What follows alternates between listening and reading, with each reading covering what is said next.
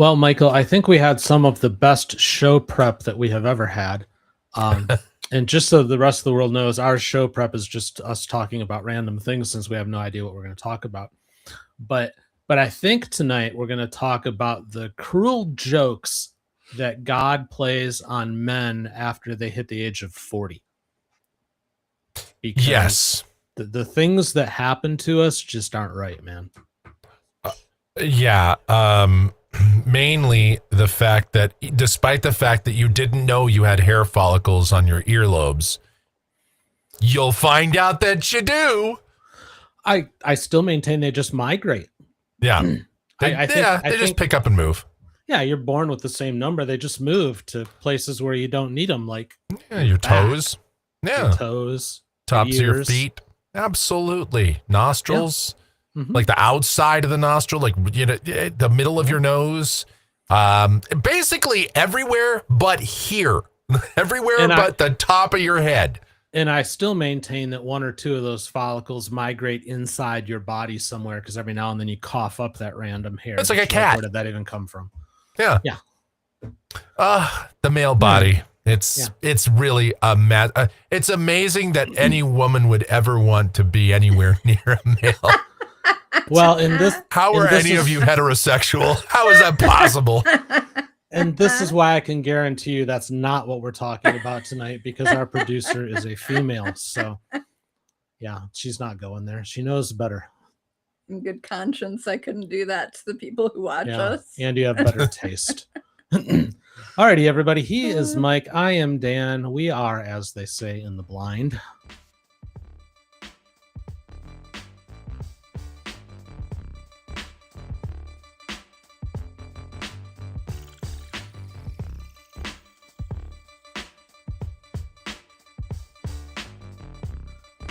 It's In the Blind with Mike and Dan. So, I think everybody who is here at the moment has seen this show before and know the shtick, but that doesn't mean somebody won't find it later. So, here's what happens. Mike and I have no idea what we're going to talk about. It could be anything, and it usually is just about anything. It's from left field, right field, all the fields. And producer Beth will give us two topics. We got 20 minutes each for those to debate and discuss, and then afterwards we do our true false lightning round, which is often frightening, but always educational. So, yeah. Yes. Focus on frightening. Focus on, is that like a warning for today? Oh, no, God. Just in general. I mean, it's been over a week, so. That's true. I got to make you guys work for it. I'm tired. It's not my fault. It's like 4 p.m. It's almost time for bed. Well, since you and I both get up at like 3 a.m. Yeah. 3. That's waking up late. Yeah. All right. Shall we get tortured? Yes. Okay. Oh, if you're out there, hit the like button, please and thank you. Okay. Yes. Smash that like button. Oh, he doesn't have Joe's House of Meth again. Nope. Oh yeah, I work on that. I know. I gotta put the Joe's back up. Disclaimer: In the Blind is not responsible for broken or damaged like buttons. Okay. Every generation has groups that define themselves by standing apart. Punks, goths, skaters, metalheads, hippies, gamers, ravers, comic book fans, indie kids, sneakerheads, online fandoms, even niche internet communities built around humor, politics, aesthetics, or shared obsession. At first, subcultures often feel like resistance. They create their own language, their own fashion, their own music, their own rules, their own sense of belonging. They say, we are not the mainstream. We are not interested in being normal. We are building something of our own. But then something strange happens. The mainstream notices. The clothes get copied, the slang gets absorbed, the music gets commercialized, the rebellion becomes a brand, the outsiders become the trend. What started as resistance can become marketing. And the same culture that once rejected a subculture may eventually package it, sell it, and call it fresh. But maybe that doesn't mean subcultures fail. Maybe that is how our actual culture evolves. Maybe the mainstream needs outsiders to challenge it, refresh it, and expose what is missing. So the question is, do subcultures actually resist mainstream culture, or do they eventually feed and reinforce it? Do subcultures resist or reinforce? Thoughts, Michael? Well, first, when Beth started the question, she said every generation. I thought she was going to Mike and the Mechanics. I thought it was every generation blames the one before. That's what I thought. That's what I thought too. Yeah, I was going to start singing. Actually, I think it might be a little of both. I think it may start out as a resistance, and then what slowly happens is people start to just absorb that culture, and it just becomes kind of a thing. I mean, well, this happens all over, though. I mean, stuff happens, something happens, and here's a great example, okay? This is not directly related, but it's sort of tangentially related, right? So Facebook, right? Facebook was one of those things where when it first started, everybody that was my age at the time, 20s, 30s, was on it, right? Old folks weren't on it. Now look at Facebook. Nobody under 70 is on Facebook, except for the few people that were on it. But everybody else kind of bailed out and went to something else. It happens all the time. They go to the newer, fresher thing in social media, and then in traditional media and in traditional culture. What starts out as a fad for younger people, then suddenly older people start doing it, and then it's not cool anymore. It happens with language too. Now for the worse sometimes. This is always the one that gets me is, let's say, I don't want to, well, no, I just have to say it. The idiots would say things like irregardless. Suddenly, I really, really was trying to be more diplomatic. I was like, tonight I'm going to be nice. I'm going to come on here. I'm going to just be very nice and sweet and saccharine and make everybody's teeth hurt. But no, it's, so you have that. You have it's unfortunately the people on the left side of the bell curve that will kind of dictate culture and say things like on fleek and, and irregardless. And suddenly, though, it gets into Merriam-Webster's or the Oxford English Dictionary. Mm-hmm. And now we have to put up with the fact that you'll go, irregardless isn't a word. They'll be like, yeah, it is. It's a word. I'm telling you that right now. It's a word. Look it up. Okay. All right. I guess it is because it's in there now. Thanks, guys. Thanks, illiterates. So, yeah, this happens all over the place. It happens with clothes. It happens with, but sometimes it's a good thing. Sometimes the resistance is the good thing. Sometimes it's these people that are, the anti-war people, we saw it with, the Vietnam War, and people were against that. And, of course, it turns out that those people were kind of right to be against that.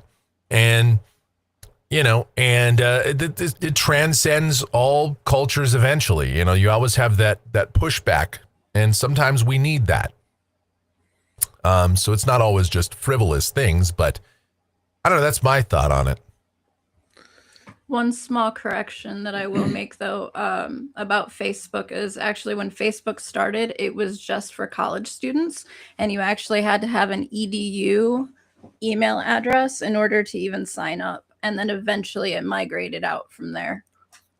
And one could argue it probably should have stayed there, to be honest. Yeah, that is true.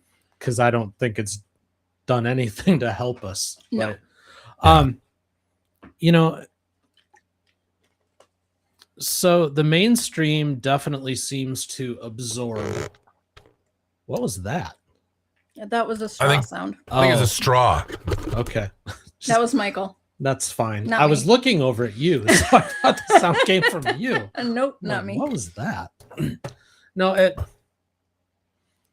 it's interesting in the modern world. I mean, culture always evolves, and yeah, there's going to be groups that influence it. But in the modern world, with all of the social media, with the Facebook, with everything else, it's just so accelerated now. Yeah. And maybe, you know, we've talked in other discussions here, and I know we've talked about it over on TCF as well, that it seems like after like the year 2000, culture kind of like stopped, and you couldn't like define decades anymore. But it just occurred to me that some of these groups, these whatever you want to call them, of people and their beliefs and whatnot, kind of getting absorbed and becoming the culture is just vastly accelerated now, which might be why we can't lock in on a decade meaning something like it used to, because it just turns over so fast. Are you looking for the word like subculture? Is that what you were trying to? No, Okay. I wasn't looking for a word as much as I was just trying to complete a thought. Okay. But subculture is a nice word, though. I like it. Okay. But no, I think that's worth considering, is how much social media and the modern world accelerates all of this change, and things are so much more a flash in the pan now. You know, Absolutely. stuff comes and goes so much faster. So I suppose from that standpoint too, you could argue that as these subcultures develop themselves and they become part of the mainstream, perhaps they don't have as much influence as they used to, because of the fact that it's in and out so fast. Yeah. And the next best thing, as people see it, comes along. So, you know, do they resist or reinforce? I think they do both. I think you said that as well, Mike, at the beginning. Yeah. But I wonder if it's to a lesser extent than what it used to be. It might not feel that way because some of the stuff is like in our faces right away, all at once, right? Like take the BLM demonstrations as an example. But Yeah. I mean, as that came up very quickly, it was all over. It was in everybody's faces all at once. But then it very just as quickly was gone. So, Well, you know, and I think, Dan, does it have lasting change? I think not. some of that may have to do as well with this, the 24-hour news cycle, and the fact that, you know, it's just part of the culture now in general. The broader culture is that a big news event happens, it outrages people. People may protest, or people may get on social media and they're all over it, and it's terrible, and this is the worst thing. And then something else happens, and because we have this, again, we're just constantly bombarded by stuff, by different news. Nothing sticks around long as front and center. You know, we might cycle back to it, but because of just the nature of how things move now, nothing is really there for long. Whereas even when I was younger, even let's say 15 years old, you know, you go to the early 90s, because we didn't, we were starting to get into that 24-hour news cycle thing, but it was still, you know, on cable. It was still on traditional media. It still took a while for things to permeate through the culture, for people to have kind of time to ruminate on something and react to it. And so stuff stuck around a lot longer as top of mind. Whereas now you just don't have time for that. You blink and it's gone. Yeah, and a lot of things just blow right past you without you even seeing it. As an example, Mom was sharing with me earlier today, and you might have seen this, Mike, I don't know, but over the weekend in Phoenix, there was an incident. Long and short of it, as I understand it, was a woman was married. They had a couple of kids. She saw the husband out at a bar in Glendale with somebody else. She drove by, shot the woman in the back of the head, but the woman's going to live, but then texted the husband saying she was going to go home and kill herself and the 2 kids, and by the time they got to her, she had indeed killed herself and the 2 kids. So tragic, but and you would think that story would be like front and center in the news, and I would have seen it. I had no idea. This is the first I'm hearing of it. Yeah, because everything moves so fast. I thought you were going to talk about there was like a horrific accident up there in North Phoenix yesterday. And I thought that was because that was like the worst thing I saw over this weekend. Yeah, I didn't see that either. Yeah, but that was up there, 35th and Bell here for you, those of you in the Phoenix area. Yeah. And so this is how crazy it is. So again, 30 years ago, we would have heard about both of those stories and they would have been front and center kind of discussion.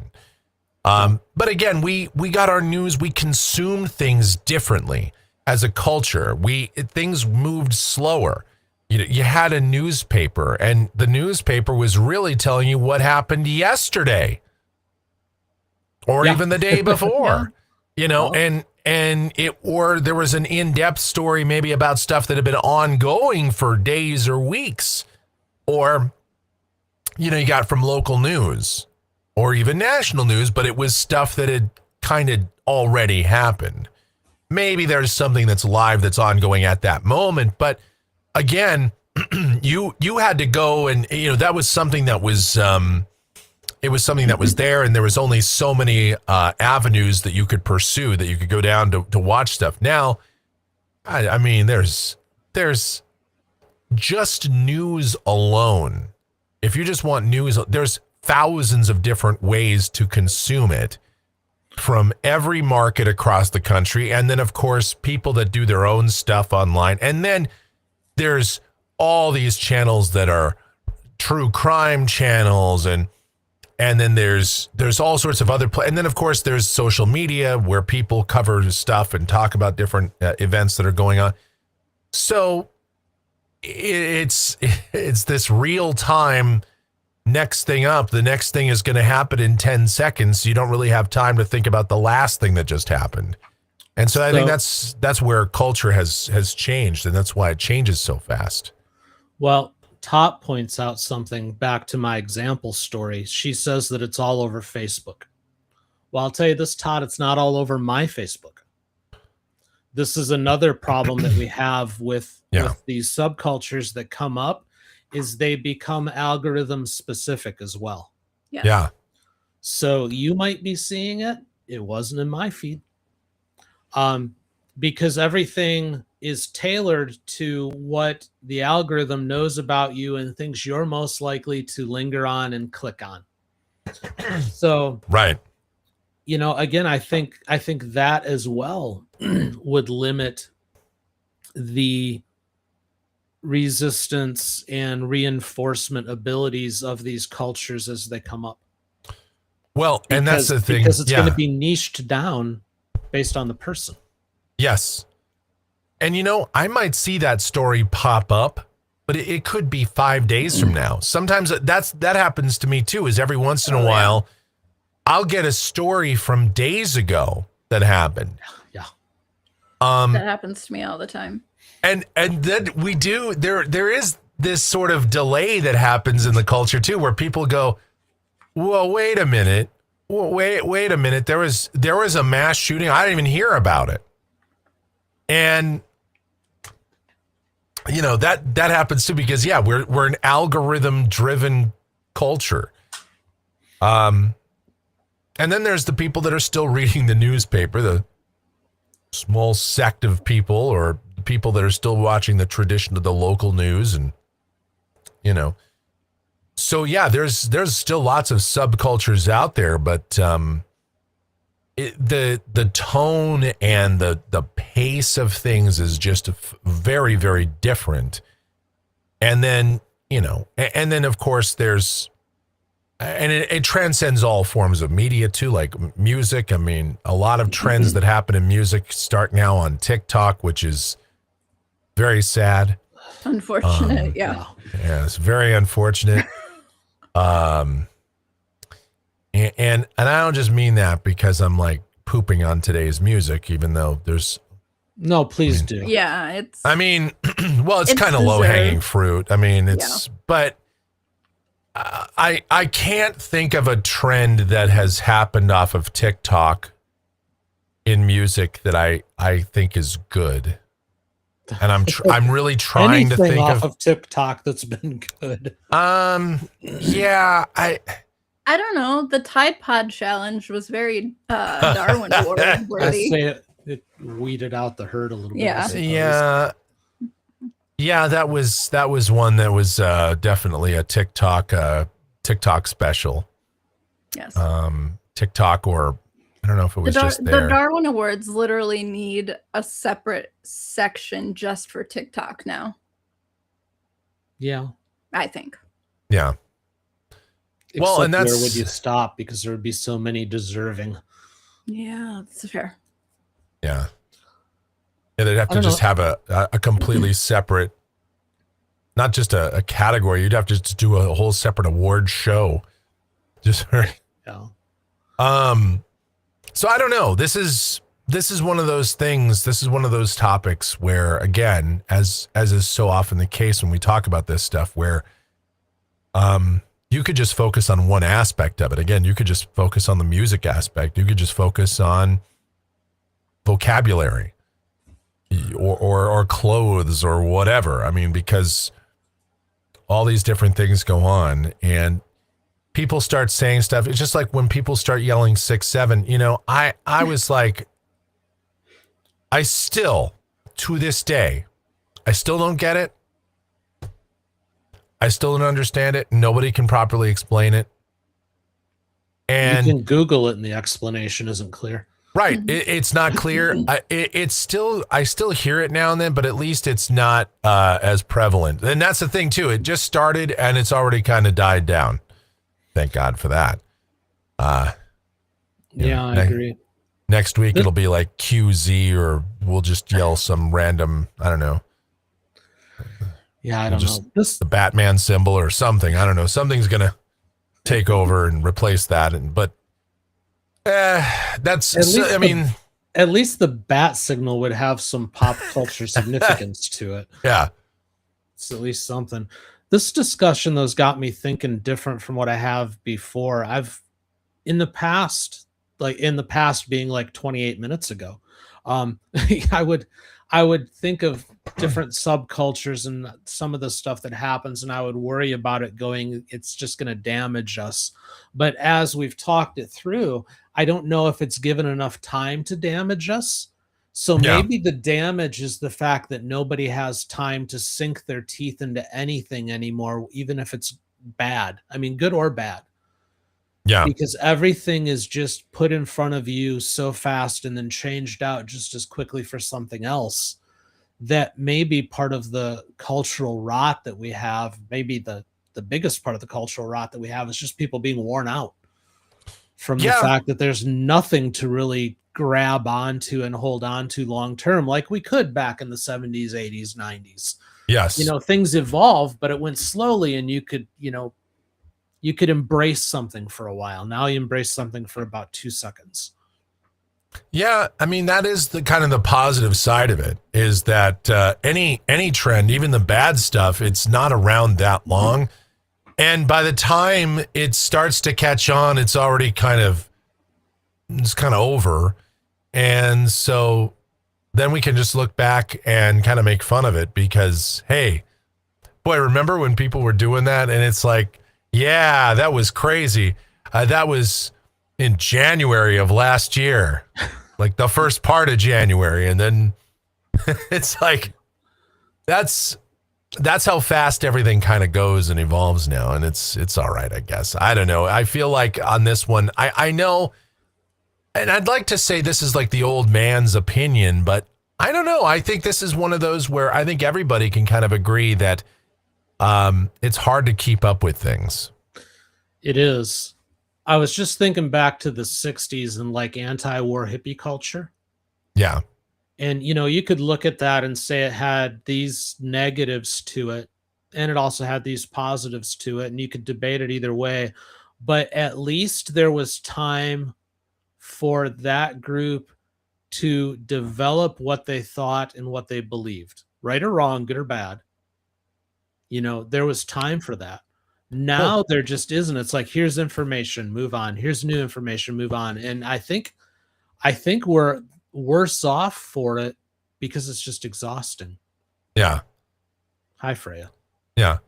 Even Freya only sticks around for a few seconds. Yeah. She just wanted to jump over onto the bench. Now. It really is. It's Zoomies culture. It really, it's like we're here, we're God.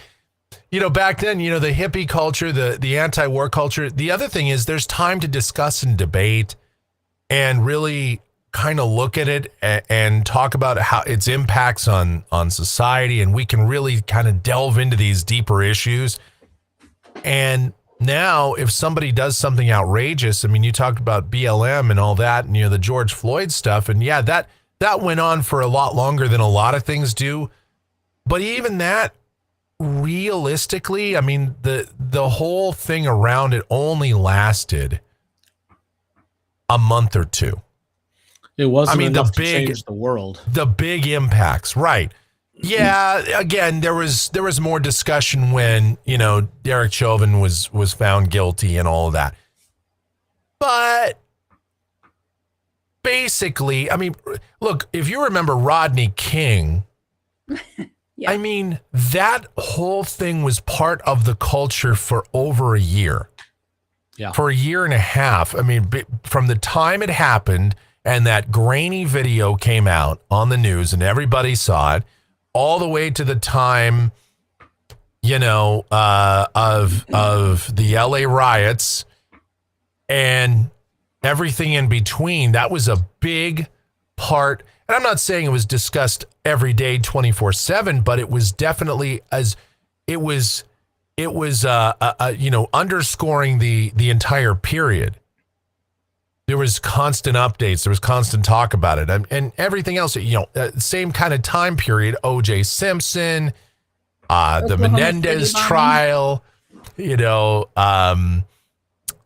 just the things of the late 80s, early 90s. I mean, you look back. You know, Iran Contra and just all these kind of things that went on in the news even, they lasted a while. We had lots of time to take a look and evaluate and debate and discuss and, you know.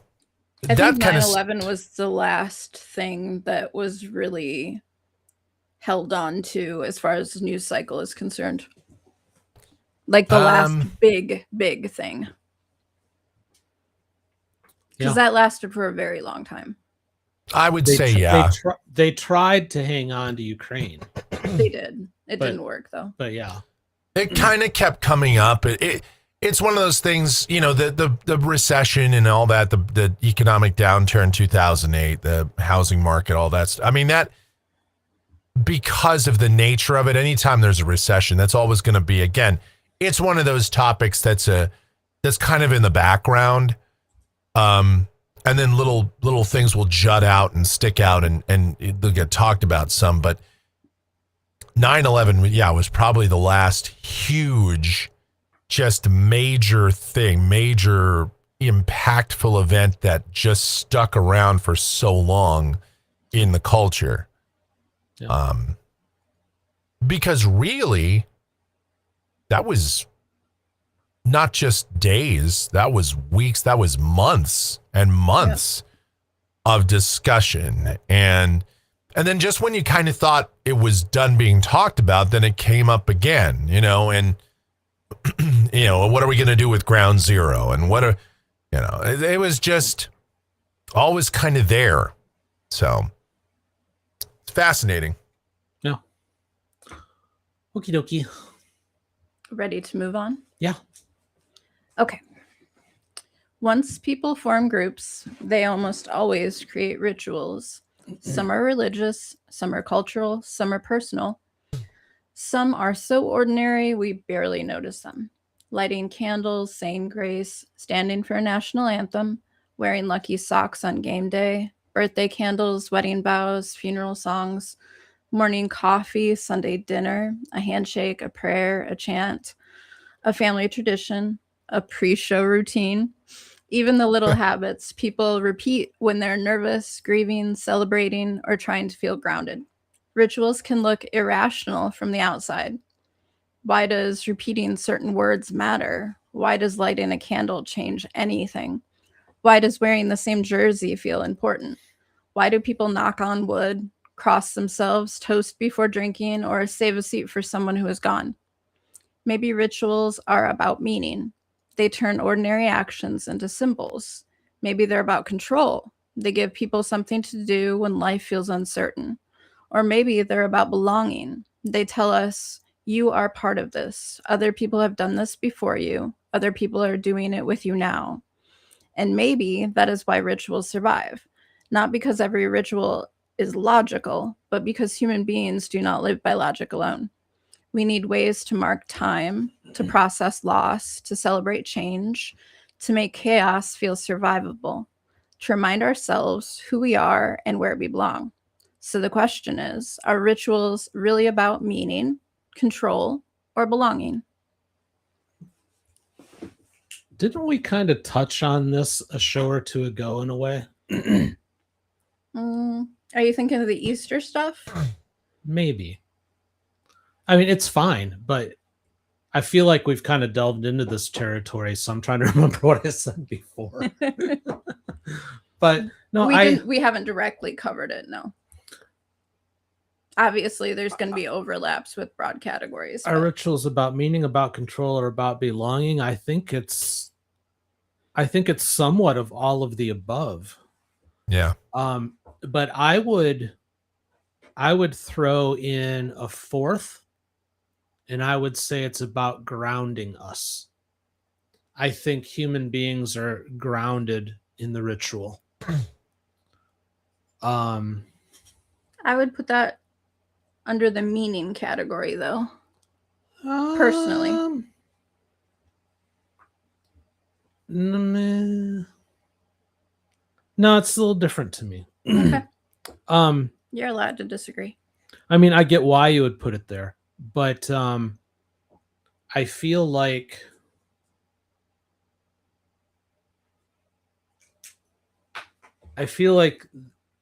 your brain needs to wrap around things to have it make sense. And yeah, I suppose that's why you put under meaning, but with it needs it almost for like cataloging, for giving it something to hold on to. It's like the glue that links a whole bunch of experiences and people and all of that together. I guess I'm probably not making any sense, Michael. Well, why do we do all the things that we do? Why is it that when we're watching a baseball game and someone's got a no-hitter in the 7th inning, we don't talk about it? Because we have this notion that we can somehow influence the outcome of a game from our fat asses on the couch. We can, but that's just part of the ritual. That's part of this. Again, we go back to cultures with it. It's just part of this idea, these superstitions. And it's, I don't know, it's, is it meaning? Is it control? Is it all of the above? I think it is. I think it's a little bit of all of those, because it just depends on what it is that we're talking about. I think, yeah, humans are naturally, they do things because, some things that we do is because we don't have a greater understanding. We don't know. So we make up something that sort of bridges that gap. Sometimes it's just because, well, that's how we've always done it. So we just keep doing it that way. That's kind of more into the control category. It just, we love to have traditions. We love to do, We love to open our Christmas gifts on Christmas Eve, or one on Christmas Eve and the rest on Christmas Day, or we all have these different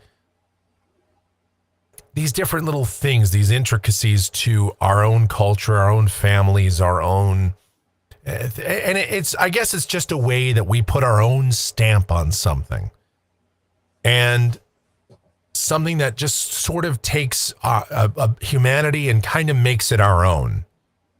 And I think it's more about meaning than anything in a lot of ways. But yeah, there's elements of control there for sure. Certainly elements of belonging. Sure, and belonging, absolutely. Absolutely. That I think especially applies to like church, for example. You go through a lot of the ritual there because it's part of belonging to that group.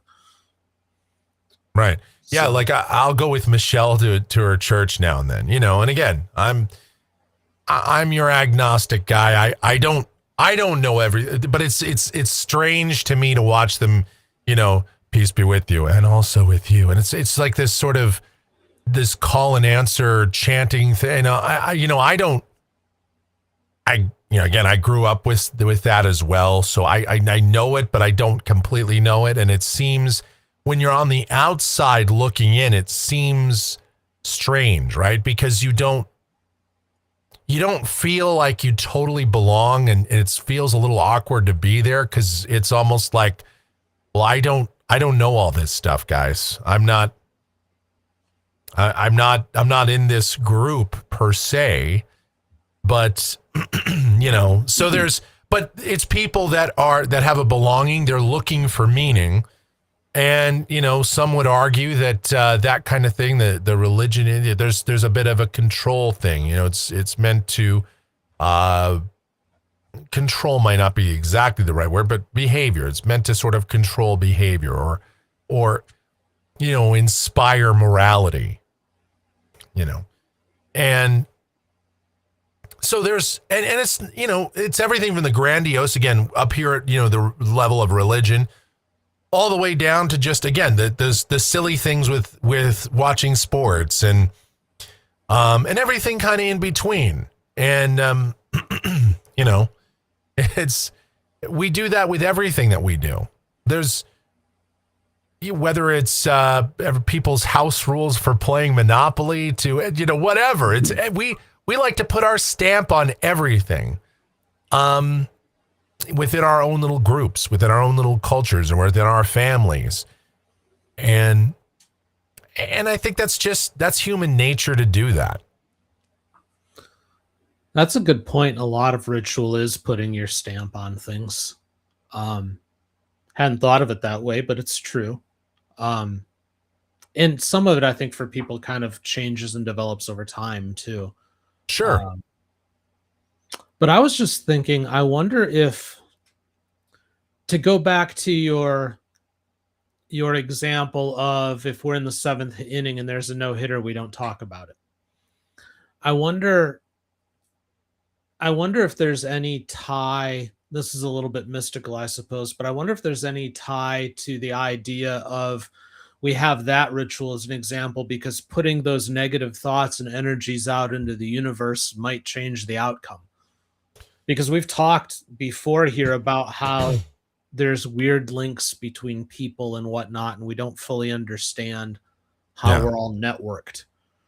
And I wonder, and not the no-hitter one's just an example, but I wonder if certain rituals developed over time more as a control over outcome, or an attempt to control outcome, a fear of putting an idea out there and having it take over. So we're going to do this ritual to make sure that doesn't happen.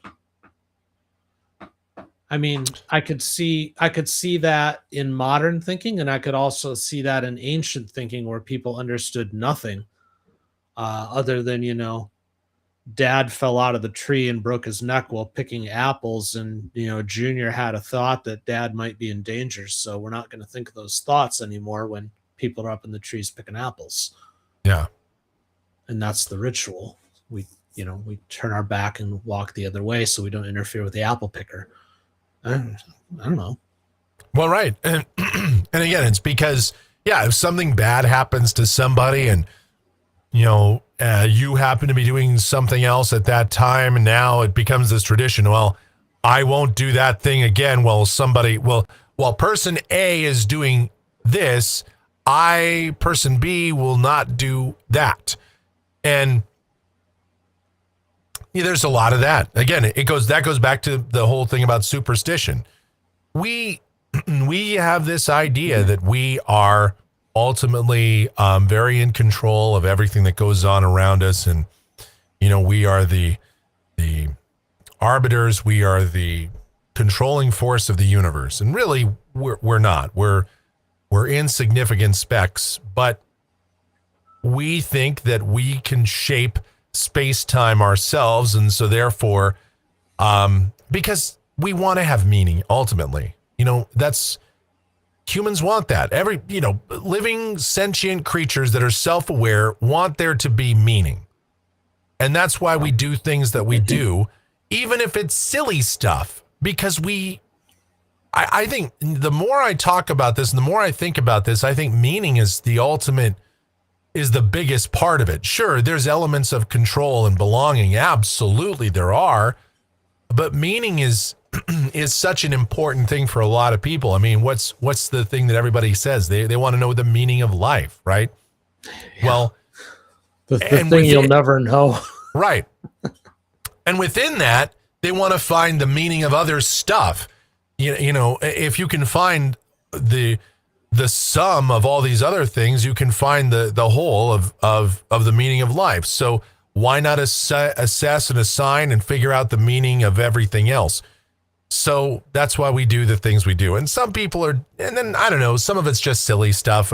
Some people just like to, I don't know, some people are just that way for whatever reason. I don't know. Some guy, the jersey thing, or I wore this, I wore my blue shirt, and when I went to the Suns game and they won, so I'm going to wear this exact same blue shirt again. Of course it not going to work. You can't expect them to go 41-0 on all home games just because you show up with that same shirt on. That's silly. But, people are that way. That's how they are. And there's nothing wrong with it, really. I mean, that's, I used to make fun of it a lot more, but I think we're all just trying to figure stuff out. I think sometimes we kind of bumble and stumble our way through it, and that's okay. It's all right. Some stuff does seem overly abundantly silly, but yeah, some of it definitely is. I was just thinking about open wheel auto racing, which is one of my passions, or at least it used to be. It's starting to wane now, but some of like the rituals that certain drivers will have, like they'll only hop in the car with like their right leg or their left leg first every time. The belts have to be buckled in a certain order, all sorts of weird things. But then I was thinking of one that religious Dan, I think, leans into and thinks, there might have been something to that one. There was a team, Newman Haas. It was part owned by Paul Newman, the actor, and then also a guy named Carl Haas. And they were one of the most successful teams in the 80s and the early 90s. They were one of the big three. Carl always blessed his cars before each race. It was just something that he did. He was, and he wasn't even an overly religious guy, but he prayed over every car and blessed every car before each race and asked that it bring his driver home safely. He was the only major owner during that time period that didn't lose a driver in one of the cars. Wow. Which is just kind of interesting. Is it connected? I don't know. Right. Maybe, but it kind of plays back to that whole, is there something about the rituals and kind of the energy that it puts out there in the world? And for those of you who might be new here, I'm not one of these hippy dippy peace love positive vibes kind of guy. I'm just asking questions. Is Right. there more to some of these rituals than what we maybe even realize, especially the older ones or the ones that are rooted in more ancient kind Right. of practices and thinking? Right. You're not saying there is, but you're also not saying there isn't. Yeah, I'm curious. Again, that's the old agnostic approach. You don't know. You don't know. Well, So you're asking questions. I know what my faith is, but I don't Sure. I don't know how it relates to rituals necessarily Right. outside of church. Now, I do believe in the power of prayer. But you could say that prayer is also a ritual. But it's one that's very ancient. It goes back a It long is. time, and I wonder if some of the more ancient rituals are maybe the ones that are more true. If we've been doing them for so long, is there something more that needs to be attached to that because we've been doing it for so long, as opposed to, the driver who will, only get in the car if his right leg goes in first, or we're going to be silent if there's a no-hitter going on and not discuss it, because that's really a relatively new thing too. I don't know. Yeah. Well, and again, I don't know either. I would say, in terms of prayer or ritual like that, it's been going on for most of the time humans have been on the planet. And again, I think that goes back to meaning. People looking for meaning, people trying to figure out what's out there. Whether you are polytheistic, monotheistic, the pagans, whatever it is, you did whatever to try and appease whoever or try to connect to whoever, and try to understand and try to see what's out there. There's got to be something bigger than myself. There's got to be something bigger than the trees and the grass and the sky, and there's nothing wrong with feeling that. I think we all want to know. It's that kind of quest for the knowledge. And so what you do is you do whatever ritual you think is going to best connect you to that, and to that understanding, to that meaning, to gain that wisdom. Isn't the quest for the knowledge perhaps the ultimate ritual? Yeah. If you think about it, that goes all the way back to the beginning of our time. Sure. Or at least back to the beginning of Zelda. Sorry, couldn't resist. Fair enough. Either way, But I just think about that's got to be like the ultimate ritual, and the one that we continue to practice and practice and practice. The search for meaning and the search for the truth. That honestly would probably be the worst ritual for us to give up or see to its conclusion. If we give it up, then there's no purpose in anything. If we see it to its conclusion and we finally understand the meaning of it all, then there's no purpose anymore because we know it. And at that point, what now? Now do we just go play Zelda? Well, and depending on your religion, many different religions address that sort of thing. Not just Christianity, but oh yeah, they address the point in time when you will know.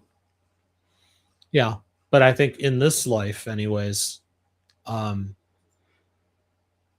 don't think you'd want to get to the point where you do, because it would kill the ultimate ritual. Which I hadn't really thought about the idea of the quest for meaning to be ritualistic, but it kind of is. Would it let me throw something out, like devil's advocate here. If you believed in a certain religion or a certain structure of rules and etiquette to live by, and you were given the knowledge of understanding why we were here, would it fully kill your rituals, or would your rituals change because then you would try to figure out ways to impart that wisdom onto others. It wouldn't necessarily make your life meaningless. It would just change the meaning of your life. Well, I'll tell you this. If I found out tomorrow that there's, that there's a God definitively, if God showed up to me tonight and said, here, I am God, here, you want me to levitate the bed? Sure. Here you go, dude.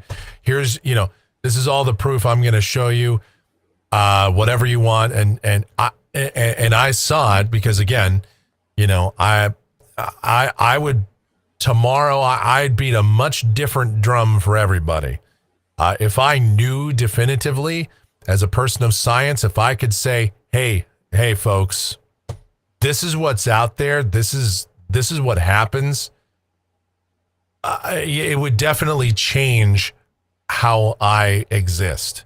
If I knew, if I had like knowledge, like not just, hey, this is my faith. I believe this is what's going to, if I knew, if somebody said to me, hey, listen, man, God here, just thought I'd let you know what's going on. Go ahead and pass this along to people because I know you're not sure of the answers. Well, here's the answer key. I'd be like, okay, let me just go ahead and spread this around. It would definitely change how I exist. I will tell you that. 100%. A sidebar discussion for Mike and Dan at some point, but not right now because we'd probably go on for about 2 hours. But at some point, Mike, I want to challenge you as a friend. Yeah. But I want to challenge you. You talk about being a man of science and how you want to know. Prove to me how all of your scientific stuff is you knowing. Well, I didn't say Just it's me. It's not. Keep that in mind. Right.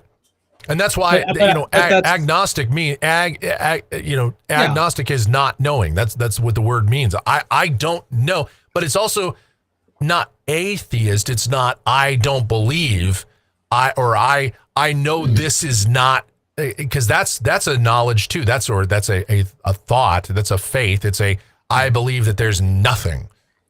I don't know. I'm terrified of nothing, quite candidly. So that's why I'm always on that quest for the knowledge. And I know that that's your position, but it just, people of science often say that they want the proof, but I guess the reason why I went there is my take on science is you never really have the proof. You're always evolving the proof.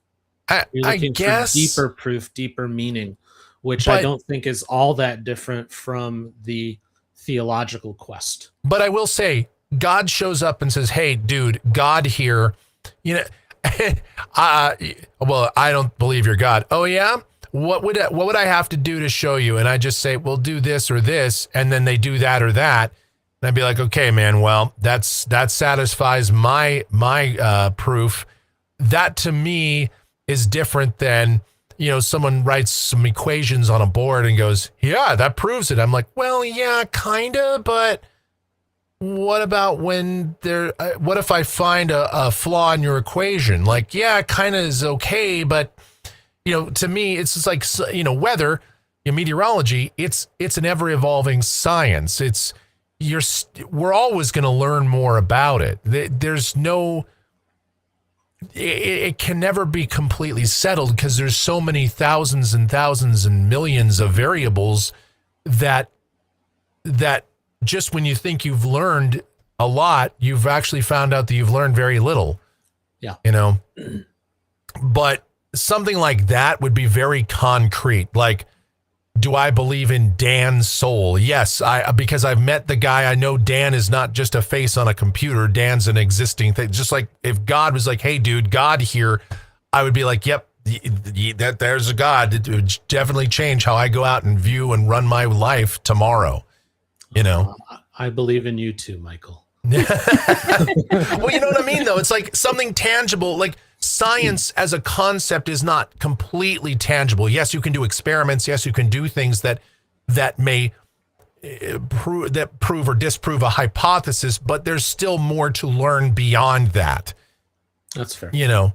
But something as tangible as, hey, is God real or not? It's a yes or a no. It isn't a, yeah, you know, it could be in the right circumstance. You know, it's like, it is or it isn't. Fair. Yeah. So I don't know. That's just, that is part of why I'm on the quest for knowledge myself. But everybody has their own reasons. But that's where I'm at. All right. Very good. Thank you, Michael. Yes. Shall we move into this philosophical discussion brought to you by Mike getting on his soapbox. All right. Well, yeah, we can't leave everybody completely emotionally stable. So No, it's not what we do here. onward. All right. True false round. So this is my favorite part of the show. It is. 5 questions, 3 minutes each to debate, discuss, and for Beth to read us the question. And we decide whether or not she's telling us the truth or if she's full of shite. Often she's full of shite. But shall we? Yeah. All right. Number 1, go. In medieval England, some accused people could be tested for guilt by being made to swallow blessed bread and cheese. And if they choked or could not swallow it, that could be treated as a sign that they were guilty. It's in the past. It's ridiculous. By your own rules, Michael, this must be true. It sounds true. If you can't swallow, you're obviously a guilty POS. Well, I think I've actually seen something like this before. I don't know if it was like blessed bread and cheese, but which is probably where she'll trip us up because that's the trickery. yes. But I think there's something to that.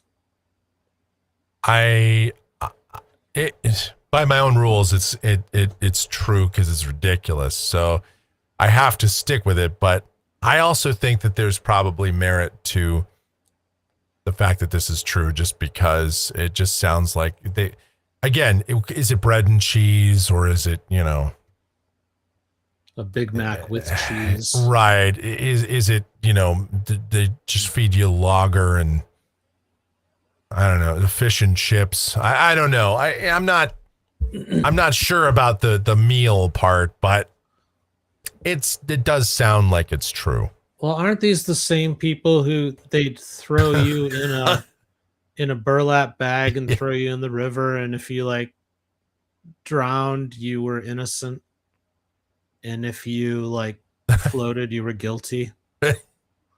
Something like that. Oh, he sank to the that one bottom. too. Oh, guess he was innocent after all. Well, what do you know about that? But you know, Yeah. Yeah, that sounds about right. I'm gonna go with true. You? Yeah, true. We say true. It is true. Yay. So at one Yay. point in legal history, due process included weaponized snack anxiety.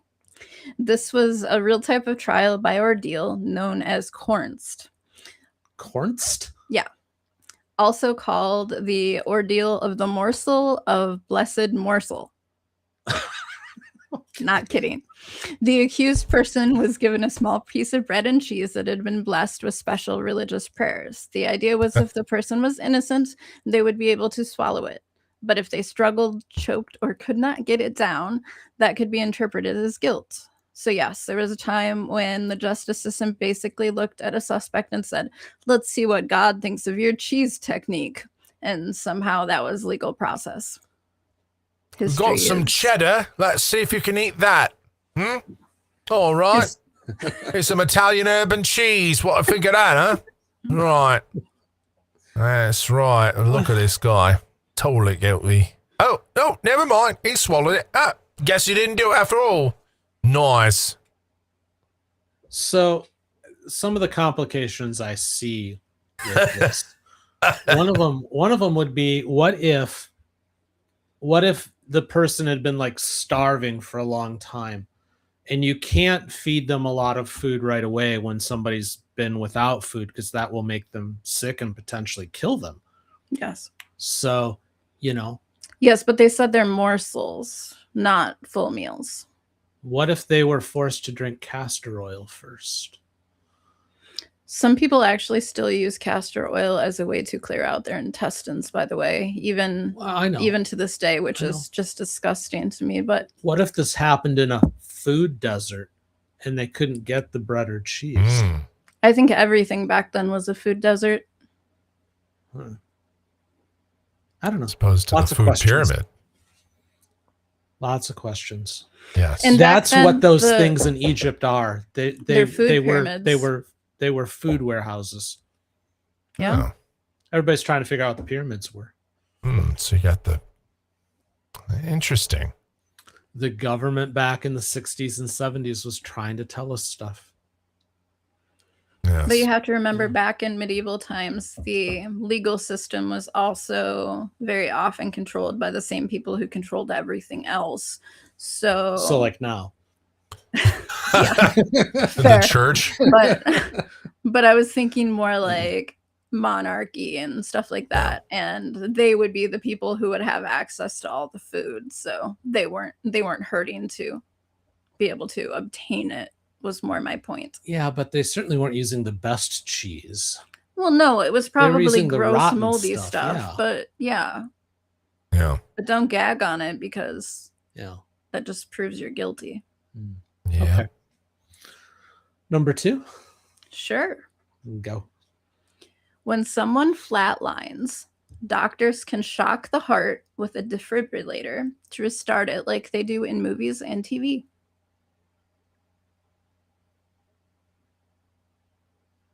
False.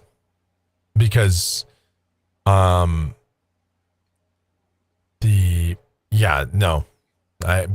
the answer is too obvious. Isn't the purpose of the defibrillator actually to get the heart back into a normal rhythm, Yeah. not to restart it? Yeah. I believe it's to get it back into a rhythm. That's what I thought it was too. Because as Gloria Estefan once said, the rhythm is going to get you. The rhythm is going to get you tonight. Unite. KMGX.com. Go there after the show. KMGX. Everything plays here. Michael's radio station, by the way. It's a real thing. KMGX.com. It is. Go there. It is. Yeah, I say false. You? Yeah, I say false as well. All right. But do you guys know why it's false? Because I don't think it's meant to restart the heart. I think it's Yeah. meant to get it back into its normal rhythm. I mean, Correct. maybe it's meant to kickstart my heart, but Yeah. KMGX.com. yes. A true flatline usually means asystole, which is basically there's no meaningful electrical rhythm for the defibrillator to correct. Defibrillators do not work like jumper cables for the human body. They're not restarting a dead battery. So they're used when the heart has a chaotic electrical rhythm that needs to be reset. So things like tachycardia, overly fast heartbeat, they're trying to correct it into a normal rhythm. So on shows when monitors show a flat line and somebody yells clear and then shocks the patient back into a dramatic gasp, it's just Hollywood doing CPR. It's not a real thing. Yeah. You're kidding. Hollywood showed us something that doesn't really happen. Yeah, happens all the time. Kind of like the people that show up for TCF sometimes in the morning and they're like, why is this case taking 20 minutes when they can solve an entire murder in under an hour on Law and Order? Yeah. And how come the lawyer isn't standing up and dramatically saying I object and then giving a big speech and suddenly they're found not guilty? And his fingers right in the face of the witness. I saw this on Law and Order moving violations last night, and I tell you what, this isn't real court. What's a preliminary hearing? Stop it. This is made up. Yeah. Yeah. Okay. Number 3. Number 3. Go. In 18th century England, pineapples were so valuable that wealthy people could rent them to show off at parties. But eating one without permission from the crown was technically illegal. You know what? I do think this is true. I swear I've heard something like this before. So I actually think this is true. rented pineapples in London, England in the 18th century? 18th century. But eating one without permission from the crown was technically illegal. Well, I Did don't you think eat- they're growing them in England, so they've got to import them. Yeah. So definitely valuable. I mean, it's not exactly the spice trade, but you know, you're not going to find those everywhere in the world either. So the ones that would show up there are supposed to be valuable. Yes. I like true on this one. Yeah. And don't you dare put it on pizza. No, well, no, they'd put it in. By 18th century, they'd probably put it in curry over there. Yeah. You know, or you know, bangers and pineapple. Gross. Let's have some bangers and pineapple, but only if the Lord says it's okay. Only if Lord Fizzington says it's okay. Otherwise, Pineapple blood pudding. yeah. Ew. Mm. I'm Pineapple sorry. haggis for our friends Oh, in God. Scotland. So I got to work overtime this week so I can afford my pineapple rental. Pineapple rental. The rental is throwing me off a little bit, but I'm going to go with true. it's a condo. Uh, Are we talking about? Let's stop for a minute. Are we talking about SpongeBob? Is it a rental because they're living in the pineapple? under the sea. It said nothing about it being under the sea. Absorbent and yellow and porous is he? It didn't. It didn't. No, that's not in the question. Okay. All right, true. You? True. It's false. But Oh. but only because the monarchy somehow missed its chance to make fruit legally annoying. The pineapple part is real. In 17th and 18th century Europe, pineapples were rare, expensive, and extremely difficult to grow in colder climates. They became a major symbol of wealth, luxury, hospitality, and status. Some people did not even buy them to eat. They rented them. A pineapple could be displayed at a party, carried around, or placed on a table like the fruit equivalent of pulling up in a Lamborghini. But the second part is fake. There was no crown permission slip required to eat one. No royal pineapple license, no fruit-based treason charge, etc. But part of it is true. Part of it is true. Which did rent it them. is interesting because, yeah, renting pine again, that part I think Dan and I were both, we could totally see that part. Like, it's just so silly. Yeah. I'm just imagining them like carrying the pineapple like a baby. Well, yeah, I mean, being like a social status. So the person was like, look at me. I have disposable fruit. money." Oh, welcome in. First of all, let me say, this is a vase from the Ming Dynasty. Over there is a fine specimen of pineapple. Yes, grown near the equatorial regions. Yes. How much did you rent that for? Oh, yes, thousands and thousands of farthings. Yes, like just why? Yeah, I'm looking at it a little different. I'm thinking like, hey baby, want to touch my pineapple? Hey, baby. Yeah, pineapple. Yeah. So if anybody ever goes to England on vacation, the pineapple imagery is apparently still around and kind of hidden everywhere in architecture and in ceramics and everything. So be on the lookout. No, seriously. It's like hidden in the culture still to this day. It's So you go to, hidden like, everywhere over there. Oh, but So not you go to in like their Scotland. top hotels and request the pineapple suite. Maybe. Yeah. Oh. We've got in a pineapple suite. The best symbol on a slot machine is a pineapple. It's like, of the gold tier. Are you sure you don't want to go to platinum or pineapple tier? Pineapple. Like, my God. Well, Yeah. like, it's not the worst of all fruits, but it's definitely like D tier. They Fucking replaced English. pineapples with handbags. And Of course, they'd sneakers like and- very, very low tier fruit. Like the rest of their food is low tier. Mm-hmm. Like fish and chips. Okay, that's up here, but pretty much everything else that England has just sucks. Yeah. They have Oh, good tea. weather. We see the sun Earl like Grey's 3 alright. times a year. That often? That is true. Climate change, I guess, huh? Yeah. Yeah. What are we on? 4? 4. All right, go. There is a real sleep-related condition where people hear an explosion, gunshot, crash, or sudden bang in their head while falling asleep or waking up.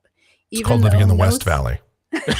Right? It's West Valley syndrome. Can you guys let me get through the question Okay, before sorry. you comment? Sorry.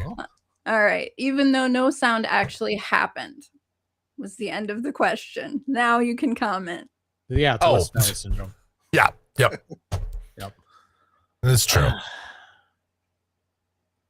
No, it's true only because, again, it's just like, you know how sometimes you're falling asleep and then you feel that sudden sense of falling. Oh yeah. But I've heard noises like that when falling asleep before, and sometimes they're not actually, rare as this may be, sometimes they're actually not real sounds here in the West Valley. Sometimes it's just in my head. Maybe it's because I've grown to expect it, so my brain is just conditioned to just pipe it in. All right, he's almost asleep. Let's just pipe in the sweet sounds of gunshots so that he knows it's okay to go to sleep. And all right, there we go. And now you can go to sleep. To be honest, there's not a morning where I won't wake up and somebody at like 1:15 to 2:30, somewhere in that range, put a note in the Ring app going, did anybody else hear that gunshot? Oh, it's every morning. Yeah. So either we are that militant over on the west side of the valley, or people are hearing things that aren't really there. I thought you were gonna say there isn't a morning at like 1:32 where you didn't wake up and there was like an animal in your face. Oh, that's That too. Yeah. But that's not That's- a gunshot. That's just her being sweet in her own way. Or in my case, it's the cat clawing at the door, or she's doing zoomies, or she's decided to walk across us at night. You know, Michelle will wake up and she'll be They like, actually do that to make sure you're still alive, by the way. Yeah. It's actually a real thing. Yeah. Michelle will be like, I had dreams about my, something on my chest, and like, yeah, she was laying on you for like a half an hour last night, and she was laying on me for like an hour. It happens. It happens. No, I think this is a real thing. Yeah. Like true. I say it's true. It is true. Somehow the medical name for it is exactly as calm and reassuring as you would expect. It's called exploding head syndrome, which totally sounds fake. It sounds like a diagnosis you'd give like one of the cartoons from like an Acme sort of skit, right? Anyway, like after they drop the Got exploding TNT. head syndrome. People experiencing it may hear a sudden loud bang, explosion, gunshot, cymbal crash, door slam, electrical zap, or some sort of thunderclap during the transition into sleep or while waking up. There's no actual external sound. The head does not actually explode, which feels like the bare minimum medically speaking, but the person can still wake up startled, panicked, or convinced something horrible just happened. Yeah. So it's like your nervous system like forcing you into a jump scare. Well, it's like the falling thing or other sensations that you experience. Like sometimes I've seen like bright flashes of color, or I've seen or heard other, strange sounds. Yeah, I mean, I know that that's happened to me, so I figured, well, it's probably happened to other people. I mean, I'm weird, but I'm not that weird. So, Oh, don't sell yourself short.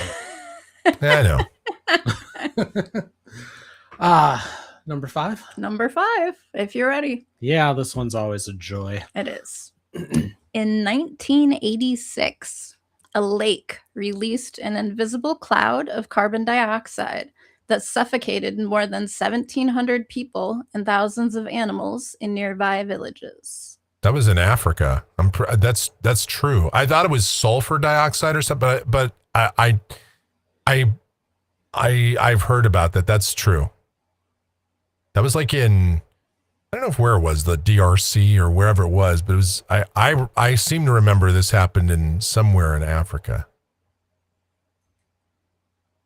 I breathe the lake down in Africa.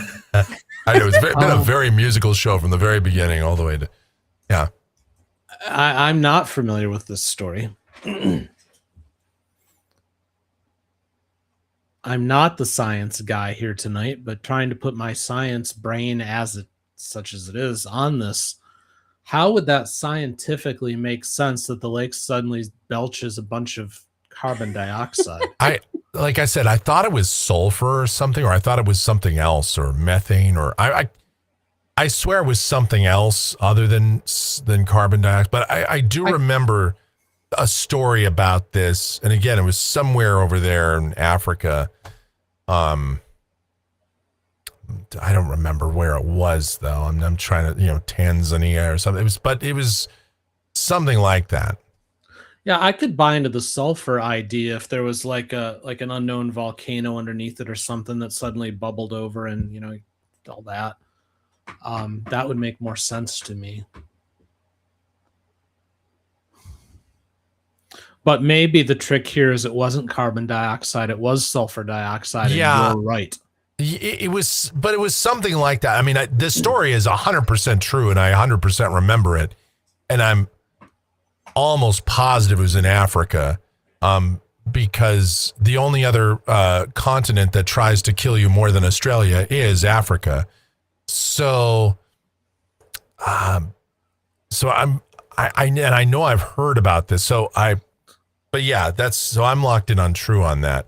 With the details maybe a little bit questionable, but I can't wrap my brain around the idea of a lake belching up enough carbon dioxide to choke out villages when carbon dioxide is already part of the atmosphere. I mean, yeah, you can get it out of balance, but I would think it would dissipate. I'm going to go false. I don't like this one. I think it needs to be something other than carbon dioxide. I kind of like your sulfur thing. I'm leaning false. Yeah, I thought it was sulfur, but I don't know. I might be wrong on that, but the story itself is true. Yeah, I'm going to go false on the details, though. Michael was right. It is true. And okay. It was in Africa. So the lake wasn't haunted or anything like that. It's called Lake Nyos in Cameroon. It released a massive cloud of carbon dioxide. The gas had built up deep in the lake, trapped under pressure, and something disturbed the pressure balance. And the gas suddenly erupted out of the water. And because carbon dioxide is heavier than actual air, it stayed close to the ground. So it flowed downhill and into the nearby villages and displaced the regular oxygen. People and animals suffocated. Many died in their sleep. There was no monster or anything like that. It was just a cloud from the lake turning the air completely unbreathable. Yeah. Interestingly enough, though, after that happened, they built degassing systems into that lake to prevent that from ever happening again. So they have lake burpers now. Yes, exactly. Yeah, that's right. Cameroon. Yeah, because I remember, and this was, there was I think it was my earth science class in high school, 93 or 4. We talked about that very thing. So that's why I know it was true. I just couldn't remember if it was CO2 or sulfur or something, but yeah. But it's kind of scary because it really did kill 1,700 people, which is Yes. a lot just Yep. for a gas People lake. and then countless animals and Oh yeah, lots of yeah, livestock and all sorts of everything else. creatures. Yeah, it's wild because people always think, oh, CO2, it's great because plants grow and everything. Yeah, but too much of it, it can kill you. It really can. So, especially in that kind of concentration. Yeah, I keep when I wrote this question, I kept picturing if anybody out there has seen the really, really old Ten Commandments movie when the death plague came over the villages and it was just like this like cloud that kind of like creeped along the ground. And Did the Nile just belch? Yeah, exactly. That was what I was envisioning in my head. You had to mark your doors. See, that's the part they missed. I wonder what that would have looked like. I mean, CO2 itself is colorless and odorless, but in that volume, I mean, it still must have forced up some kind of geyser or something, and I mean, it must have looked crazy on the lake itself. Oh yeah, I would think so. Huh. Because at the very least, the amount of gas that was released would have had to displace the surface of the water. Yeah, you're talking about many thousands and thousands of tons of gas. So the actual level of the lake undoubtedly went down, but on top of that, just the surface disruption alone. I mean, would it have looked bubbly? Would it have looked what I mean? Yeah, that's what I'm trying to picture. Yeah. This is one of those things. This falls into and we talk about this every show now. Nature is weird. It is. Nature is scary. It really is. That is frightening because again, that's a silent killer. Other than if you were right there on the lake, you saw it happen. But even then, you wouldn't necessarily know what was happening until, I can't breathe. Yeah, I don't think you could outrun it. Yeah, I don't think you could.